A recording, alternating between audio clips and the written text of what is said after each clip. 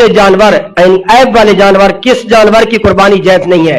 पहला मसला यह है कि अगर जानवर ऐसा है जिसको जुनून लायक हुआ है, यानी बात जानवर जिस तरह बंदों के अकल नहीं रहती, मजनू हो जाते हैं, तो जानवर भी मजनू हो जाते हैं। अगर ऐसा जानवर है जो उसके साथ जुनून है, पागलपन है और वो चारा चरता भी नहीं है, तो ये ऐब है। मजनू जानवर की कुर्बानी जायज नहीं है और उसकी कुर्बानी जायज नहीं होगी, दुरुस्त नहीं होगी।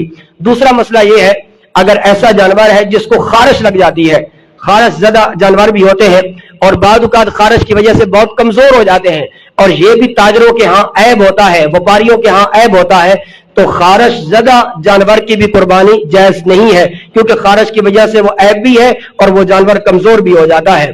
तीसरा मसला ये है कि ऐसा जानवर है कि जिसकी आंखों की बिनाई चली गई है, नाबीना जानवर है, या उसकी एक आंख है और एक आंख नहीं है, यानी काना जानवर, तो ये भी ऐब होता है। दोनों आंखें ना हो या एक आंख हो और एक ना हो, तो वह भी जानवर के अंदर ऐब होता है। काने जानवर की भी और अंधे जानवर की भी कुर्बानी जायज नहीं है। चौथा मसला यह है कि ऐसा जानवर जो लागिर और कमजोर है, जहां आपने ज़बह करना है वहां तक वो जा भी नहीं सकता, आप उसको खींच कर ले जाते हैं, तो ऐसे जानवर की कुर्बानी भी जायज नहीं है।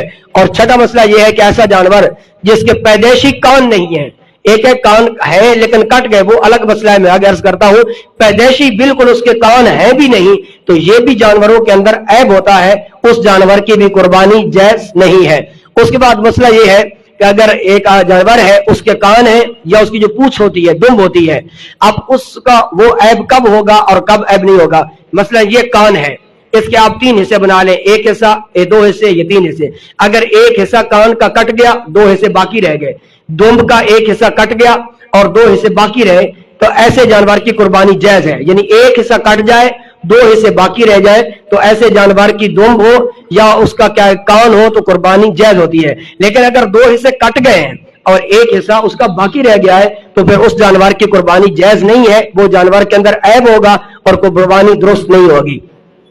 इसी तरह एक मसला यह भी है, एक जानवर है जिसके सींग है, अब सींग उसका टूट गया है, लेकिन टूटने का असर दिमाग तक पहुंच गया है, उस जानवर की कुर्बानी भी क्या है? जायज नहीं है। लेकिन सींग के बाद का ऊपर वाला खोपा जो है टूट जाता है, तो वो ऐब नहीं है।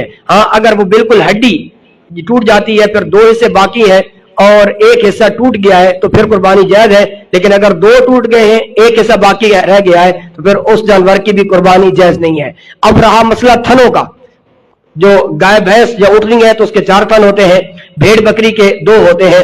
अगर भेड़ बकरी के अंदर जानवर है, उसका एक थन ऐब वाला है, उससे दूध नहीं आता, कोई जख्म है, तो ये ऐब है। यानी 2 थनों में अगर एक ठीक है और एक ठीक नहीं है, तो ऐसे जानवर की भी कुर्बानी जायज नहीं है, ये ऐब है। 4 थनों वाला जो जानवर है, जिसके 4 थन होते हैं, 2 अगर उसके सही है और 2 तंदुरुस्त नहीं है, तो ऐसे जानवर की कुर्बानी क्या है? जायज नहीं है। हाँ, अगर एक थन, 4 थन है, एक कमजोर है, दूध नहीं आता, कोई जख्म है, पीप है, तो फिर उसकी कुर्बानी जायज होगी। लेकिन अगर 2 उसके थन खराब हो जाते हैं, तो उस जानवर की कुर्बानी जायज नहीं है। एक जानवर होता है बांझ। बांझ का मतलब है कि वो जो है बकरी है, गाय है, भैंस है, कि वो बच्चे नहीं जनती, बांझ होती है बिल्कुल, उसके अंदर ये ताकत भी नहीं होती कि बच्चे जन सके, तो उस जानवर की कुर्बानी जायज होती है। एक होता है खुनसा, यानी जिसको हम हिजड़ा बोलते हैं, तो उस जानवर, ये ऐब है, हिजड़ा होना ऐब है, बच्चे ना जनना ये ऐब नहीं है, क्योंकि बच्चे नहीं जनेगी कि उसके अंदर ताकत, जिस तरह खसी जानवर है।